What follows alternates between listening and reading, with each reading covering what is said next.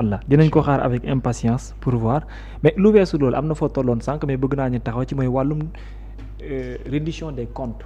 waaw ak tamit ce qui se passe avec le rapport Cour des comptes de 2019 ak tamit li fi xew ci rapport bi nga xam ne mooy finance 2019-2024 ak ni ñuy gën a référé pour activer ci déjà le procureur général ak le procureur de la République nan nga jàngatee ce qui se passe autour de ces deux affaires reddition des comptes au même moment aussi l'exploitation de ces rapports. Alors il faut qu'on accepte une chose d'abord. Que le Sénégal. waaw dafa jëmoon ci fu nga xamante ni fu doy waar la. Sénégal Babacar. mënoon nañu jékki rek ñu ne ñu Sénégal est en faillite. suñu xoolee. réew mi yëpp suñu xoolee ce que nous rapportent aujourd'hui tous les rapports. waaw Cour des comptes, CENTIF et entre autres. waaw mooy ce pays-là. a été géré ci façon bu gënoon a lëndëm bu kenn musul comprendre ci nan lañ ko tegee.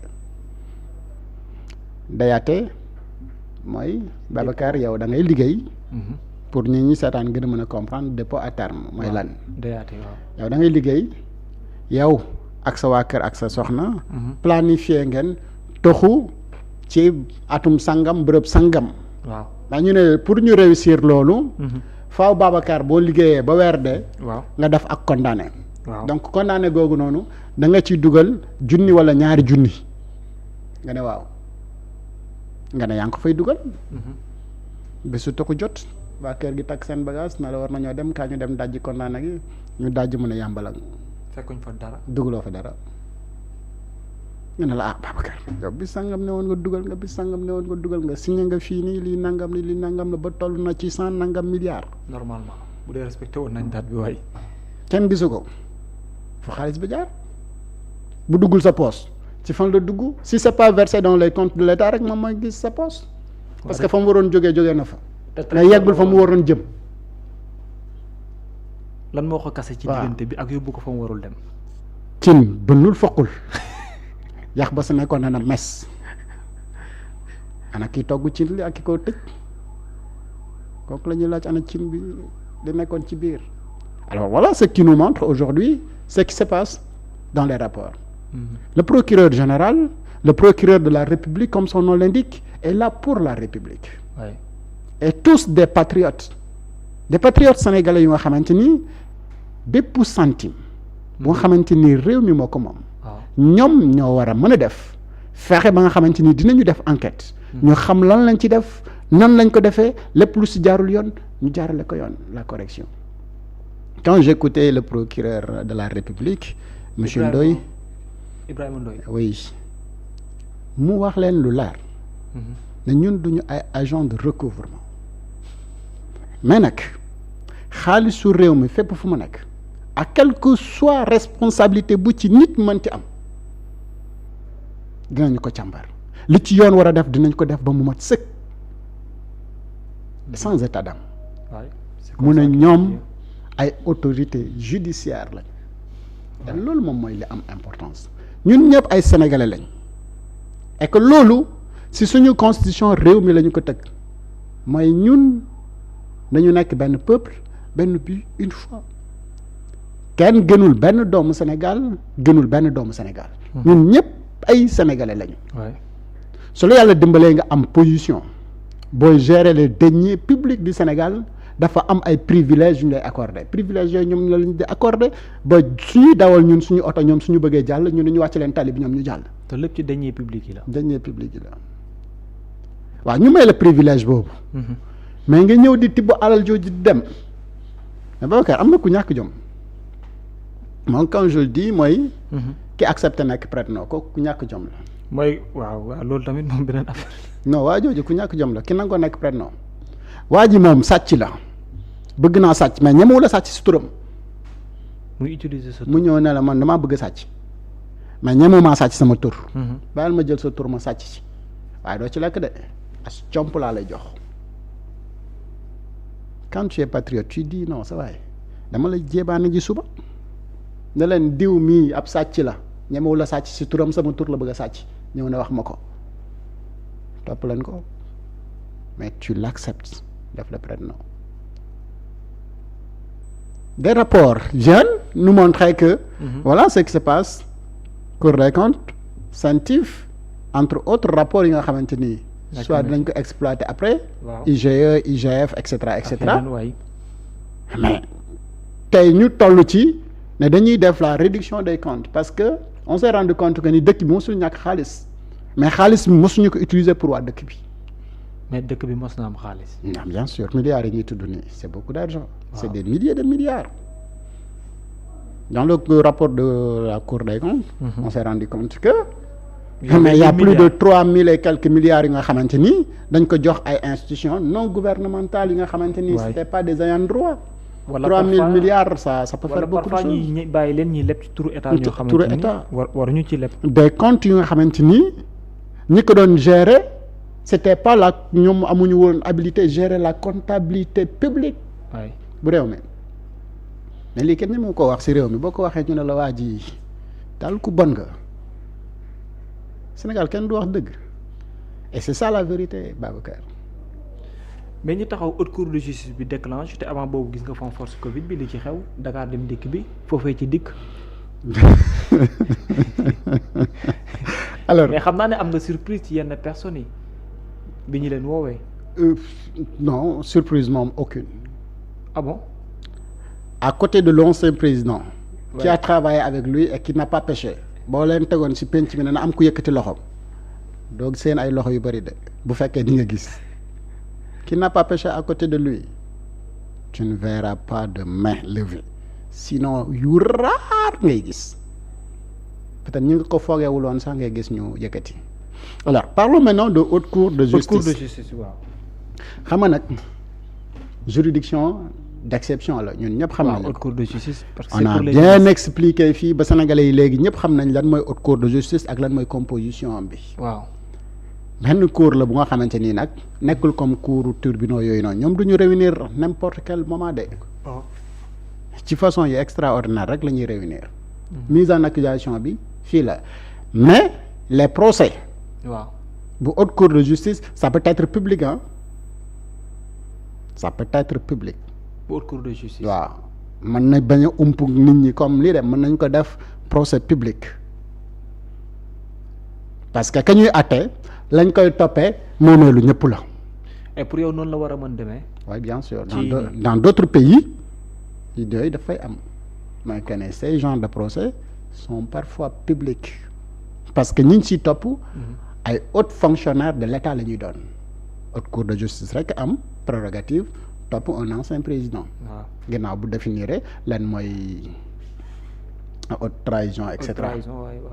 Et dans la constitution du Sénégal à son article 101. waaw et suivant ci loolu la ñuy définir haute cour de justice ak fonctionnement am ak nan la war a doxee. maintenant nag alinéa 2 suma juumul. problème bi. mooy ñoom te loolu la ñuy jooy te xam nga ku def moom day bañ ko àtte. mooy que ni buñ la fi tegee ñu ci bari nee nañu ay tuuma la wax la defante bu fi nekk la moo taxaw diggante Mansour Faye gis nga ko entretien bi mu def ak suñu naataango yu l'Observateur quotidien weddi na ba mu set wecc Ndeye Saly Diop Dieng dégg nga ko au niveau de l'hémicycle Moustapha Diop dégg nga ko également aussi ñoom ñëpp nee nañu voilà. Moustapha Diop moom li muy gën a xataraayu bokk na ci ne moom daal dafa mel dañ ko singali. te ñi fi doon gérer ay 500 milliards wala ñeneen ñu ana ñu. na ko saxaar gee toll Louga rek gaaru Louga la saxaar gi taxaw rek. bu fekkee Saint-Louis la jëm dina daw ba Saint-Louis beneen gaar dina fa taxaw. kooku jarul waaw gaaru Louga la taxaw. alors Babacar. Sénégal de nature sénégalais ngay jàpp nii loxo ci poos muy sàcc nga ne ko looy def da ngay sàcc sama poos mu ne la sàccuma de nature de façon très basique sénégalais ngay fekk mu tëdd di nelaw nga këppal ko ne ko yaa ngi nelaw mu ne la noo nelaw ma de. ñii seen wax yëpp jàppee ko foofu. te ba moytul mu ngi xaran. mu ngi xaran nga fëgg ko ndax yaa ngi nelaw mu ne la noonu nelawuma. est-ce que tamit benn instant du ñu bàyyi xel benn affaire. c'est-à-dire les retombées politiques yi mu mën a am si jamais comme par exemple ñenn ñi ñu wax leen tuuma yi dem haute cour de justice après ñu ne oui pourtant waxoon nañ fi lu ne mais en vérité liñ leen di toppee lu ci bari amul wala li ñu leen toppee sax amul. alors xam nga procédure bi.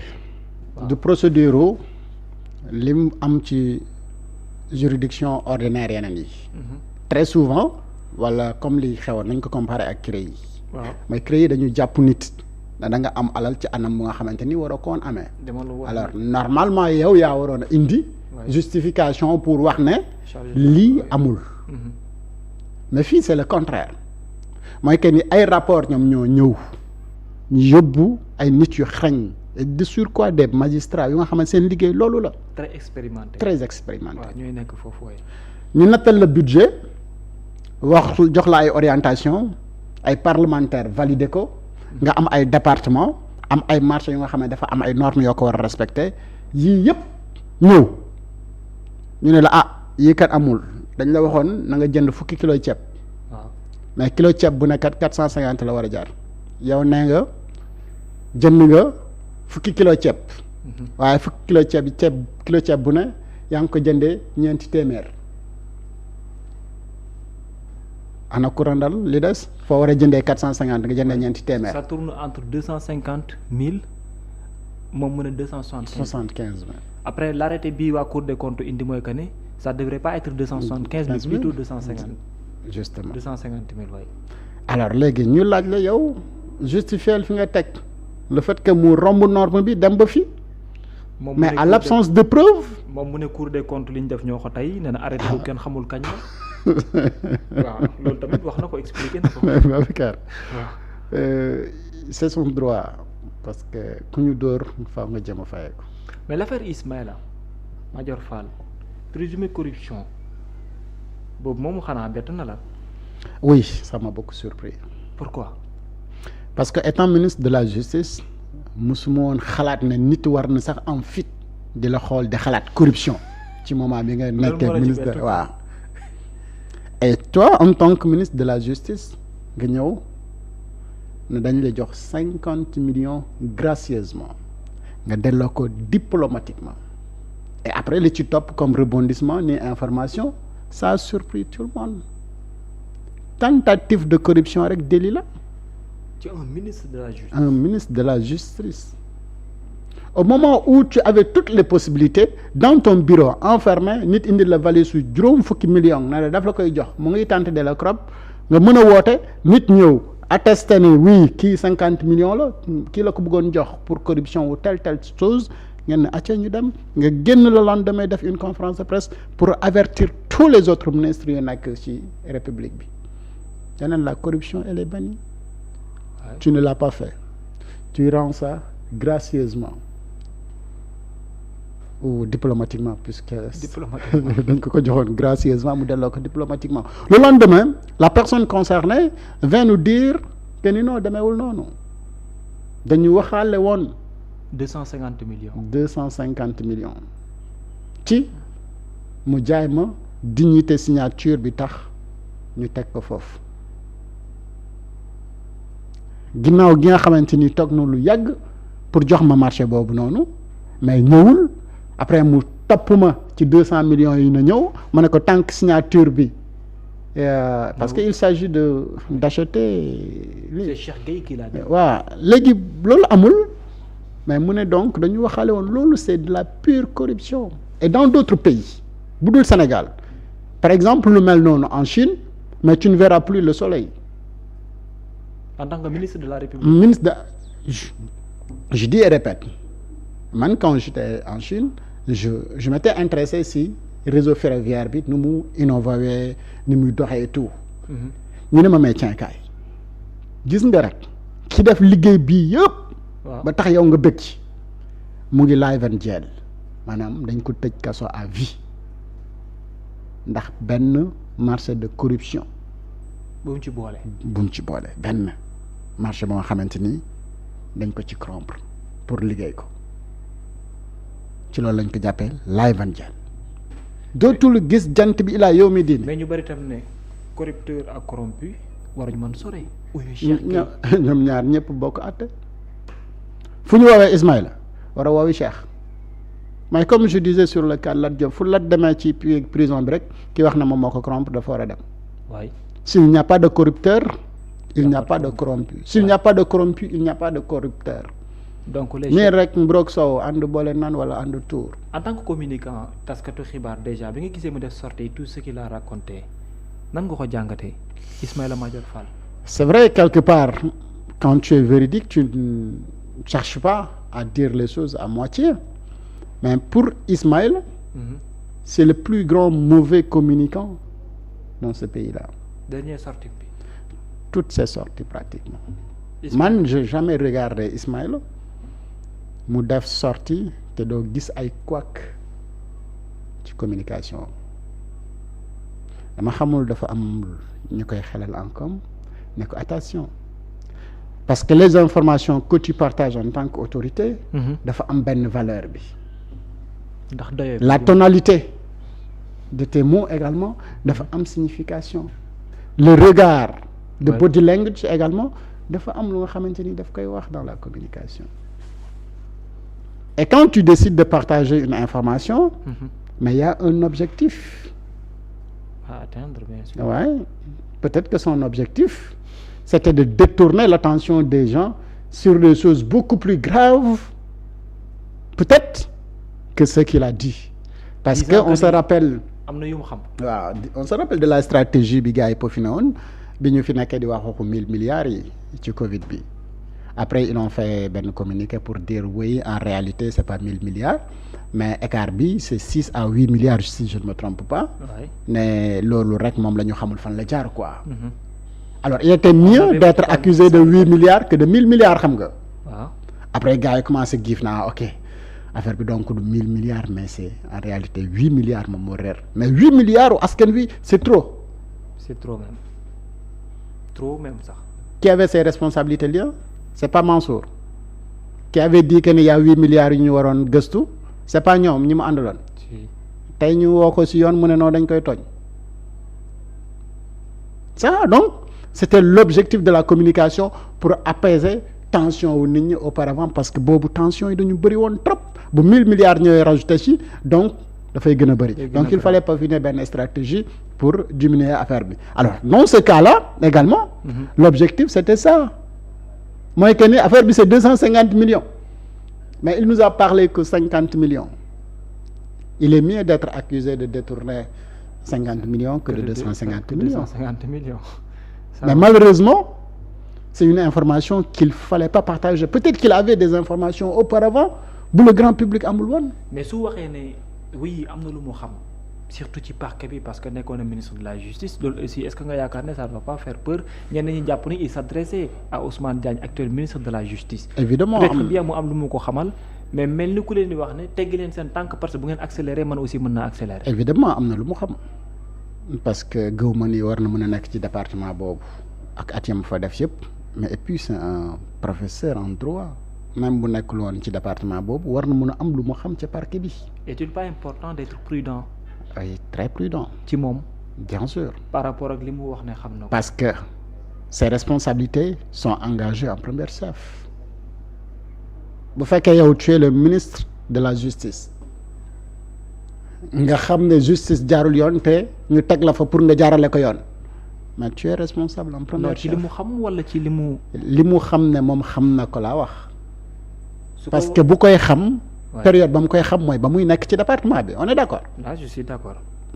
et période boobu noonu moom moo waroon a redresser donc le parquet. donc mënoon na am su ko defulee. il est responsable. donc tout ce qu'il peut dire comme on dit ñoom. peut être retenu contre lui. comme en état d'arrestation. li taal ci benn point pour jeexalee foofu c'est vrai sax que waxtu yi mais bon mënuma ci ñàkk dugg Aliou Ba nga baal ma ko rek. parlons